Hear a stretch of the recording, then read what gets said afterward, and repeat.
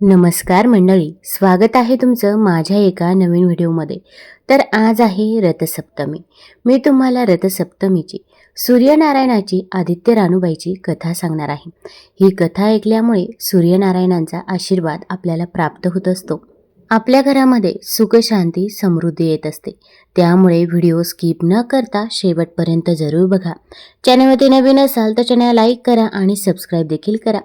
तसेच कमेंटमध्ये ओम सूर्याय नमः किंवा ओम आदित्याय नमः लिहायला विसरू नका, जेणेकरून आपल्याला देखील सूर्यनारायणाचा आशीर्वाद नक्कीच प्राप्त होईल. माघ महिन्यातील शुक्ल सप्तमीला रथसप्तमी साजरी केली जाते. या दिवसापासून सूर्य आपल्या रथात बसून प्रवास करतो. या रथाला 7 घोडे असतात, म्हणून रथसप्तमी असा शब्द वापरला जातो. या दिवशी आदित्य नारायणाची पूजा करतात. सूर्यग्रहांचा राजा असून त्याचे स्थान नवग्रहांमध्ये आहे. सूर्य स्वयंप्रकाशी असून अन्य ग्रह त्याचा प्रकाश घेतात.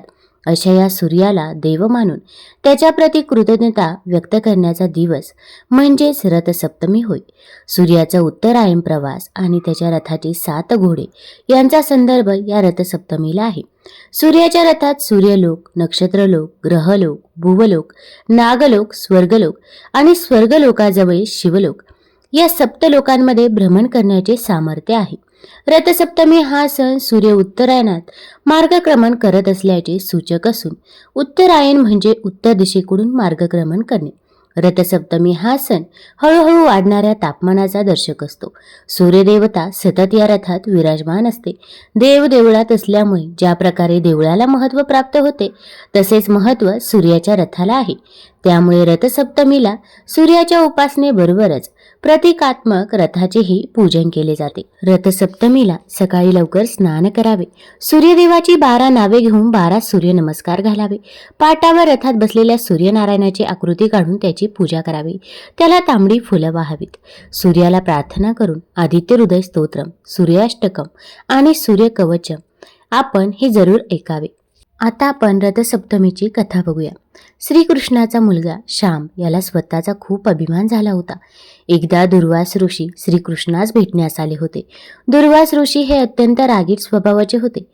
हे श्रीकृष्णाच्या मुलास माहीत नव्हते. दुर्वास ऋषी खूप दिवसाच्या तपानंतर श्रीकृष्णास भेटावयास आले होते. दुर्वास ऋषी यांचे शरीर तपामुळे कमजोर झाले होते. तेव्हा हे बघून श्याम त्यांना हसले. हसण्याचे कारण कळल्यावर दुर्वासांना त्याचा अतिशय राग आला आणि त्यांनी त्याला शाप दिला, तुझे शरीर कुष्ठरोगी होईल. तसेच घडले. अनेक वैद्यांनी त्यांची चिकित्सा केली, पण फायदा झाला नाही. तेव्हा श्रीकृष्णाने त्याला सूर्याची उपासना करण्यास सांगितले. वडिलांची आज्ञा मानून श्याम याने सूर्य आराधना केली आणि काही दिवसांनी त्यांचा रोग बरा झाला. प्राचीन काळी एक वृद्ध स्त्री होती. ती नियमितपणे रविवारी उपवास करत असे. रविवारी सूर्योदयापूर्वी उठून आजी अंघोळ आटपून शेणाने अंगण स्वच्छ करायचे. सूर्यदेवाची आराधना करून रविवार व्रताची कथा ऐकून दिवसातून एकदा सूर्यदेवाला अन्नदान करायचे. सूर्यदेवाच्या कृपेमुळे वृद्ध महिलेला कोणत्याही प्रकारची चिंता व त्रास झाला नाही. हळूहळू तिचे घर पैसे आणि अन्नाने भरत होते. त्या वृद्ध महिलेला आनंदी असल्याचे पाहून तिच्या शेजारच्याला तिचा हेवा वाटू लागला. म्हातारीने गाय पाळली नाही, त्यामुळे ती शेजारच्या अंगणातून शेण घेऊन येत असे. काही विचार करून शेजारच्याने आपली गाय घरात बांधली. रविवारी शेणखत न मिळाल्याने वृद्ध महिलेला अंगण सारवता येत नव्हते. अंगण सारवले नाही म्हणून त्या वृद्ध महिलेने सूर्यदेवाला भोग अर्पण केले नाहीत आणि त्या दिवशी अन्नही घेतलं नाही. सूर्यास्ताच्या वेळी वृद्ध स्त्री भुकेने आणि तहानेने झोपी गेली. सकाळी सूर्योदयापूर्वी म्हातारीने डोळे उघडले तेव्हा तिच्या घराच्या अंगणात सुंदर गाय आणि वासरू पाहून तिला आश्चर्य वाटले. गायीला अंगणात बांधून पटकन चारा आणून दिला. शेजारच्याने त्या वृद्ध महिलेच्या अंगणात सुंदर गाय आणि वासरू बांधलेले पाहिले तेव्हा ती तिच्यावरती आणखीनच जास्त जळू लागली. मग गायीने सोन्याचे शेण केले. शेणखत बघून शेजारच्याचे तर डोळे पाणावले. शेजारच्याला ती म्हातारी आजूबाजूला दिसत नाही हे बघून त्याने लगेच ते शेण उचलले आणि आपल्या घरी नेले आणि तिचे शेण तेथेच ठेवले. त्या सोन्यामुळे शेजारी काही दिवसातच श्रीमंत झाले. गाय रोज सूर्योदयापूर्वी सोन्याचे शेण करायचे आणि म्हातारे उठण्यापूर्वी शेजारी शेण उचलायचे. बऱ्याच दिवस त्या वृद्ध महिलेला सोन्याच्या शेणाबद्दल काहीच माहिती नव्हती. पूर्वीप्रमाणेच वृद्ध स्त्री दर रविवारी सूर्यदेवाचा उपवास करून कथा ऐकत असे. पण सूर्यदेवाला शेजारच्याची धूर्तता कळताच त्याने जोरदार वादळ सुरू केले. वादळ पाहून वृद्ध महिलेने गाय घरात बांधली. सकाळी उठून वृद्ध महिलेने सोन्याचे शेण पाहिले. तिला खूप आश्चर्य वाटले. त्या दिवसानंतर वृद्ध महिलेने गाय घरात बांधण्यास सुरुवात केली. सोन्याच्या शेणाने म्हातारी काही दिवसातच खूप श्रीमंत झाली. त्या वृद्ध स्त्रीच्या श्रीमंतीमुळे शेजारी भस्मसात झाली आणि तिच्या नवऱ्याची समजूत घालून तिने त्याला नगराच्या राजाकडे पाठवले. सुंदर गाय पाहून राजाला खूप आनंद झाला. सकाळी जेव्हा राजाने सोन्याचे शेण पाहिले तेव्हा त्याच्या आश्चर्याची सीमा राहिली नाही. दुसरीकडे सूर्यदेवाला एका भुकेल्या आणि तहानलेल्या वृद्ध स्त्रीला या प्रकारे प्रार्थना करताना पाहून खूप दया आली. त्याच रात्री सूर्यदेव राजाला स्वप्नात म्हणाले, राजन, म्हातारीची गाय आणि वासरू त्वरित परत कर, नाहीतर तुझ्यावर संकटाचा डोंगर कोसळेल, तुझा राजवाडा उद्ध्वस्त होईल. सूर्यदेवाच्या स्वप्नाने भयभीत झालेल्या राजाने सकाळी उठल्याबरोबर गाय आणि वासरू त्या वृद्ध महिलेकडे परत केले. राजाने वृद्ध महिलेला तिच्या चुकीबद्दल खूप पैसे देऊन माफी मागितली. राजाने शेजारी आणि तिच्या पतीला त्यांच्या दृष्टपणाबद्दल शिक्षा केली. मग राजाने संपूर्ण राज्यात घोषणा केली की सर्व स्त्री पुरुषांनी रविवारी उपवास करावा. रविवारी उपवास केल्याने सर्व लोकांची घरे ऐश्वर्याने भरून गेली. राज्यात सर्वत्र समृद्धी आली. स्त्री पुरुष सुखी जीवन जगू लागले आणि सर्व लोकांचे शारीरिक कष्टही दूर झाले. कहाणी आदित्य रानूबाईची. एका आदित्य रानूबाई तुमची कहाणी. आटपाट नगर होतं. त्या आटपाट नगरात एक ब्राह्मण राहत होता. तो नित्य समिधा, फुलं, दुर्वा आणावयास रानात जात असे. तिथं नागकन्या, देवकन्या वसा बसत होत्या. काय ग बायांनो, कसला वसा बसता तो मला सांगा. तुला रे वसा कशाला हवा? उठशील, मातशील, घेतला वसा टाकून देशील. ब्राह्मण म्हणाला, उतत नाही, मातत नाही, घेतला वसा टाकत नाही. तेव्हा त्या म्हणाल्या, पौष मास येईल, पहिल्या आदितवारी मोन्यानं मुकाट्यानं उठावं, सचिव वस्त्रसहित स्नान करावं, अग्नोदक पाणी आणावं, विड्याच्या नागवेलीच्या पानावर रक्तचंदनाची आदित्य रानूबाई काढावी, 6 रेगाचं मंडळ करावं, 6 सुताचा तातू करावा, त्यात 6 गाठी द्याव्या, पानं फुलं वाहावी, पूजा करावी, पानांचा विडा, फुलांचा झेला, दशांगाचा धूप, गुळ खोबऱ्याचा नैवेद्य दाखवावा, 6 मास चाळावी, 6 मास पाळावी, माघी रथसप्तमी संपूर्ण करावं. संपूर्णास काय करावं? गुळाच्या पोळ्या, बोटव्यांची खीर, लोणकडं तूप, मेहुणं जेवू सांगावं. असेल तर चिरचोळी द्यावी, नसेल तर जोडक सरी द्यावी, नसेल तर 2 पैसे दक्षिणा द्यावी आणि आपल्या वशाचं उद्यापन करावं. असा वसा ब्राह्मणानं केला. त्याला सूर्यनारायण प्रसन्न झाला. भाग्यलक्ष्मी आली. तेव्हा राजाच्या राणीनं ब्राह्मणास बोलावू धाडलं. ब्राह्मण जातेवेळेस बिहू लागला, कापू लागला. तेव्हा राजाच्या राणीनं सांगितलं की बिहू नका, कापू नका, तुमच्या मुली आमच्या इथे द्या.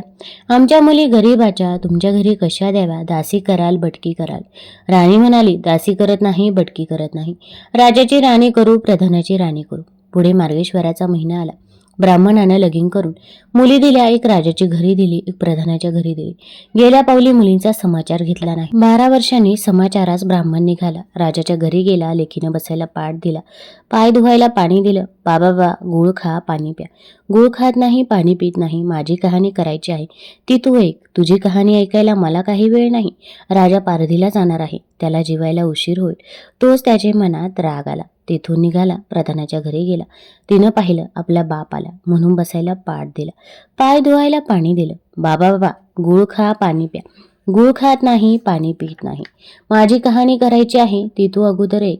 तुझी कहाणी नको ऐकू तर कोणाची ऐकू? घरात गेली, उतरंडीची 6 मोती आणली. 3 आपण घेतली, 3 बापाच्या हातात दिली. त्यानं मनोभावे कहाणी सांगितली. लेकीनं चित्तभावी ती ऐकली. नंतर जेवून खाऊन बाप आपल्या घरी आला. बायकोनं विचारलं, मुलींचा समाचार कसा आहे? जिनं कहाणी ऐकली नाही ती दारिद्र्यानं पेडली, दुःखानं व्यापली. राजा मुलखावर निघून गेला. जिनं कहाणी ऐकली होती ती भाग्यानं नांदत आहे. इकडे दरिद्री जी झाली होती तिनं आपल्या लेकास सांगितलं, मावशी घनघोर नांदत आहे, तिकडे जाऊन काही दिलं तर घेऊन ये. पहिल्या आदितवारी पहिला मुलगा उठला. तळ्याच्या पाळी जाऊन उभा राहिला. अगं दासींनो, तुम्ही दासी कोणाच्या? आम्ही दासी प्रधानाच्या. प्रधानाच्या राणीला जाऊन सांगा, तुमच्या बहिणीचा मुलगा आला आहे. कसा आला आहे? काय आला आहे? फाटकं नेसला आहे, तुटकं पांघरलं आहे, तळ्याच्या पाळीला उभा राहिला आहे. परसदाराने घेऊन या. परसदाराने घेऊन आल्या. नाऊ माकू घातलं, पितांबर नेसायला दिलं, जेवू खाऊ घातलं, कोहळा पोखरला, होऊन मोहरा भरल्या. बाबा, कोठे ठेवू नको, विसरू नको, घरी जतन करून घेऊन जा. वाटेनं आपला जाऊ लागला. तो सूर्यनारायण माळ्याच्या रूपाने आला. हातीचा कोहळा काढून नेला. घरी गेला. आईनं विचारलं, काय रे बाबा, मावशीनं काय दिलं? दैवे दिलं, कर्मानं नेलं. कर्माचं फळ पुढं उभं राहिलं. मावशीनं दिलं होतं ते पण सर्व गेलं. पुढे दुसऱ्या आदितवारी दुसरा मुलगा गेला. तळ्याच्या पाळी जाऊन उभा राहिला. अगं अगं दासींनो, तुम्ही दासी कोणाच्या? आम्ही दासी प्रधानाच्या. प्रधानाच्या राणीला माझा निरोप सांगा, त्यांनी सांगितला. मग प्रधानाच्या राणीनं त्याला घरी नेऊन नाहू माकू घातलं, पितांबर नेसायला दिलं, जेवू खाऊ घातलं, काठी पकडून होऊन मोहराने भरून दिली. बाबा बाबा कुठे ठेवू नको, विसरू नको, घरी जतन करून घेऊन जा म्हणून सांगितलं. वाटेत सूर्यनारायण गुराख्याच्या रूपाने आला. हातची काठी काढून घेतली, घरी गेला. झालेली गोष्ट राणीला सांगितली. दैवे दिले ते सर्व कर्मानं नेलं. पुढे तिसऱ्या आदितवारी तिसरा मुलगा गेला. तळ्याच्या पाळी उभा राहिला. पहिल्यासारखा प्रधानाच्या राणीनं घरी नेऊन नाहू माकू घातलं, पितांबर नेसायला दिलं, जेवू खाऊ घातलं, नारळ पोखरून होऊन मोहरांनी भरून दिला. कोठे ठेवू नको, विसरू नको म्हणून सांगितलं. घरी जाताना विहिरीच्या काठी नारळ ठेवून पाणी प्यायला विहिरीत उतरला. तो नारळ गडगडून विहिरीत पडला. घरी गेला. आईनं विचारलं, काय रे बाबा, मावशीनं काय दिलं? आई ग, मावशीनं दिलं, पण दैवानं ते सर्व बुडालं. चौथ्या आदितवारी चौथा मुलगा गेला. तळ्याच्या पाळी उभा राहिला. त्यालाही प्रधानाच्या राणीनं घरी नेऊन नाहू माकू घातलं, पितांबर नेसायला दिलं, जेवू खाऊ घातलं. त्याला दह्याची शिदोरी होऊन मोहरा भरून बरोबर दिली. सूर्यनारायण घारीच्या रूपानं आला. हातची शिदोरी घेऊन गेला. घरी गेला. आईनं विचारलं, काय रे बाबा, मावशीनं काय दिलं? आई ग, मावशीनं दिलं, पण दैवानं ते सर्व नेलं. पाचव्या आदितवारी तळ्याच्या पाळी ती उभी राहिली. दासींनी तिचा निरोप तिच्या बहिणीला सांगितला. बहिणीनं तिलाही परसदारानं घरी नेली. नाव घातली, पाटाव नेसायला दिलं. प्रधानाची राणी आदितवाराची कहाणी करू लागली. काय वसा करतेस तू मला सांग. बहीण म्हणाली, अगं अगं चांडाळणी, पापीनी बापाची कहाणी ऐकली नाहीस म्हणून तुला दारिद्र्य आलं. राजाच्या राणीने विचारलं, याला उपाय काय करू? तेव्हा तिने वसा सांगितला. ती बहिणीच्या घरी राहिली. पौष मास आला. सांगितल्याप्रमाणे सूर्यनारायणाची पूजा केली. इकडे राजाला भाग्य आलं. राजानं बोलावू धाडलं. मावशी मावशी, तुला छत्र आले, चामर आली, पायीक आले. मला रे पापिनीला छत्र कोठली, चामर कोठली, पायीक कोठली, परवर कोठले? बाहेर जाऊन दाराशी बघता तो राजा बोलावू आला आहे. राजा आला तशी घरी जायला निघाली आहे. एकमेकींना बहिणी बहिणींनी आहेर केले. वाटेनं जाऊ लागली. तो पहिल्या मजले स्वयंपाक केला. राजाला वाढलं, मुलांना वाढलं, आपलं पान वाढून घेतलं. तेव्हा कहाणीची आठवण झाली. करारे हाकारा, पिटारे डांगोरा, नगरात कोणी उपाशी आहे का याचा शोध करा. उपाशी नाही, काही नाही. वाटेनं एक मोळी विक्या जातो आहे. त्याला म्हणाले, आमच्या बाईची कहाणी ऐकायला ये. तुमच्या बाईची कहाणी ऐकून मला काय फळ, माझं पोट भरलं पाहिजे असं म्हणून तो राणीकडे आला. तशी 6 मोती राणीनं घेऊन 3 त्याला दिली व 3 आपल्या हातात ठेवली. मनोभावे कहाणी सांगितली. चित्तभावे त्यानं ऐकली. त्याची लाकडांची मोळी होती ती सोन्याची झाली. तो म्हणाला, बाई बाई, कहाणी ऐकल्याचं एवढं फळ, मग वसा घेतल्याचं काय फळ? काय वसा आहे तो मला सांग. तुला रे वसा कशाला हवा? उठशील, मातशील, घेतला वसा टाकून देशील, उतत नाही, मातत नाही. घेतला वसा टाकत नाही. तेव्हा वसा राणीनं सांगितलं. पुढं दुसऱ्या मजलेस गेली. स्वयंपाक केला. राजाला वाढलं, मुलांना वाढलं, आपलं पान वाढून घेतलं. तेव्हा कहाणीची आठवण झाली. करारे आकारा, पिटारे डांगोरा, नगरातून कोणी उपाशी आहे का याचा शोध करा. उपाशी नाही, काही नाही. माळ्याचा मळा पिकत नाही, विहिरीला पाणी लागत नाही. असा एक माळी चिंतेनं बसला आहे. त्याला हाक मारली, आमच्या बाईची कहाणी ऐक.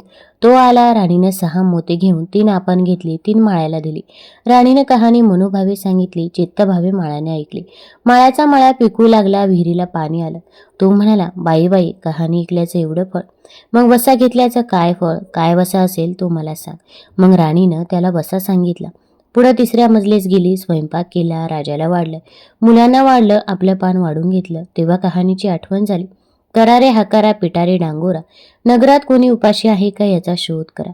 उपाशी नाही, काही नाही. एक म्हातारी आहे. तिचा मुलगा वनात गेला होता. एक डोहात बुडाला होता. एक सर्पानं खाल्ला होता. त्यामुळे चिंताक्रांत बसली होती. तिला म्हणाले, आमच्या बाईची कहाणी ऐक. ती म्हणाली, कहाणी ऐकून मी काय करू? मी मुलांसाठी रडत आहे. बरं येते. मग ती राणीकडे आली. राणीने तिला पहिल्याप्रमाणे कहाणी सांगितली. तिनं चित्तभावे ऐकली. तिचा मुलगा वनात गेलेला होता तो आला. डोहात बुडाला होता तो आला. सर्पानं खाल्ला होता तो आला. ती म्हणाली, बाई बाई, कहाणी ऐकल्याचं हे फळ, मग वसा घेतल्याचं काय फळ? काय वसा असेल तो मला सांग. मग राणीनं तिलाही वसा सांगितला.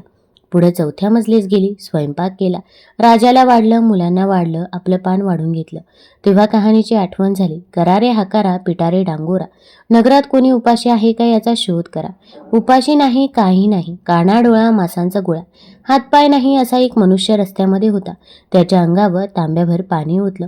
पालथा होता तो उलथा केला. 6 मोती होती. 3 मोती त्याच्या बिंबीवर ठेवली. 3 मोती आपण घेतली. राणीनं मनोभावे कहाणी सांगितली. ती त्यानं चित्तभावे ऐकली. त्याला हातपाय आले. देह दिव्य झाला. तो म्हणाला, कहाणी ऐकल्याचं एवढं फळ, मग वसा घेतल्याचं काय फळ? काय वसा? तो मला सांगा. मग राणीनं त्याला देखील वसा सांगितला. 5व्या मुक्कामास घरी आली, स्वयंपाक केला. सूर्यनारायण जेवायला आले. 7ही दरवाजे उघडले. लोहगंगा पाणी तापलं. षड्रस पक्वान जेवायला केली. सूर्यनारायण भोजनास बसले. त्यांना पहिल्या घासास केस लागला. ते म्हणाले, अगं अगं, कोणा पापिनीचा केस आहे? राजाच्या राणीला 12 वर्ष दारिद्र्य आलं होतं. तिनं आदितवारी वचनी खाली बसून केस विंचरले होते. काळा चवा डोईचा केस. वचनीची कडी डाव्या खांद्यावरून वेशी बाहेर टाकून दे. राजाच्या राणीला सूर्यनारायणाचा कोप झाला तसा कोणाला होऊ नये. ब्राह्मणाला, मुळी विक्याला, राजाच्या राणीला, माळ्याला, म्हातारीला कानाडोळा मासांचा गोळा. इतक्यानं जसा सूर्यनारायण प्रसन्न झाला तसा तुम्हा आम्हा हो. ही 60 उत्तराची कहाणी 5 उत्तरी सपद संपूर्ण हो. सूर्यनारायणाची 12 नावे. ओम मित्राय नमः, ओम रवये नमः, ओम सूर्याय नमः, ओम भानवे नमः, ओम खगाय नमः, ओम पुष्णे नमः, ओम हिरण्यगर्भाय नमः, ओम मरीचये नमः, ओम आदित्याय नमः, ओम सवित्रे नमः, ओम अर्काय नमः, ओम भास्कराय नमः. तुम्हाला जर ही कथा आवडली असेल तर चॅनल लाईक करा, सबस्क्राईब करा आणि आपल्या मित्रपरिवारासोबत जरूर शेअर करा. धन्यवाद.